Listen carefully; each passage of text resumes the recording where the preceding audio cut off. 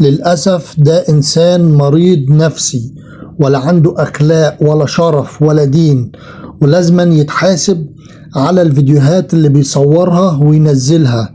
مش فيديو واحد ولا اتنين ولا تلاتة، ده إنسان بيمشي يتحرش بالستات وبالبنات في المواصلات، ومش فيديو واحد اللي هو بينزله.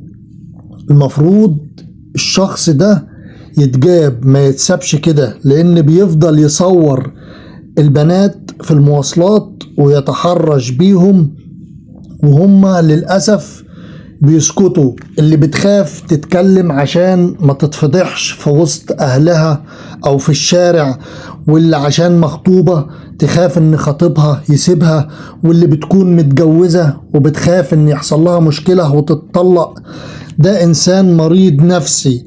يعني الشخص اللي صور البنت دي ده كان في ايده حقنة او ازازة قطرة وفيها شوية مية ورشهم عليها، ويا استاذة في حد عمل لك حاجة على ظهرك، خدي منديل اهوت، وبغرض ان هو بيقدم لها مساعدة وفي نفس الوقت بيصورها ويكتب كلام على الفيديو وينزله عشان يلم ريتش ومشاهدات. الناس دي لازم تتحاسب وتتجاب على الفيديوهات اللي بتنزلها والإساءة اللي بيقدموها لبناتنا. وللأسف بناتنا بتسكت عشان ما تتفضحش وتحافظ على نفسها وعلى شرفها قدام المجتمع اللي احنا فيه. بس بجد الناس دي لازم تتحاسب. الموضوع ده بيحصل في المواصلات، بيحصل في الشارع، بلاوي زي كده كتير. الله بنطلون ساعة النهارده، الله بنطلون ساعة النهارده. خدي منديل كده، خدي منديل كده، خدي منديل، خدي منديل. طب مش نروح الحمام، نروح الحمام. خدي منديل. بص يا باشا في حمام اهو.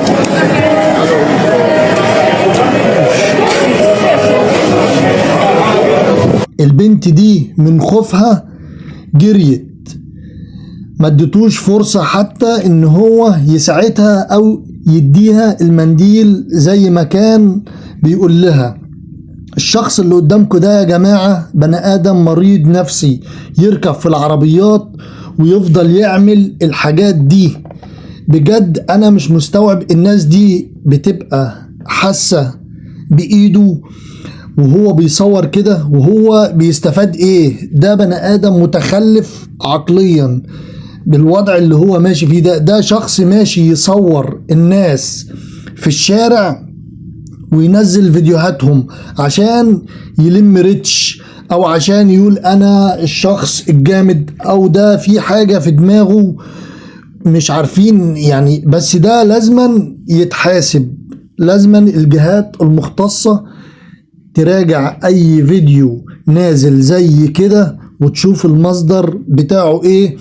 واي بنت من اخواتنا يحصل معاها كده ما تسكتش، لو هي في مواصلات او في سوق او في منطقة عامة تمسك فيه وتقلع اللي في رجلها وتديله على وشه، لان الناس دي مريضة بجد.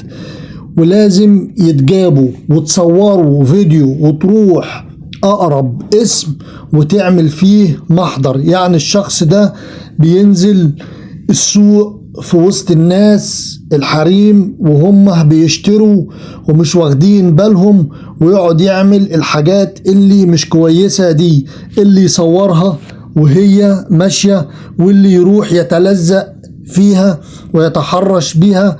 وللأسف اخواتنا بيسكتوا عشان يستروا على نفسهم. بس بجد الموضوع بقى صعب وخلاص ما عادش يتسكت عليه، وكل واحد لازم يتاخذ معاه اجراء قانوني، لان الناس دي هي اللي مبوظة شبابنا الصغيرين.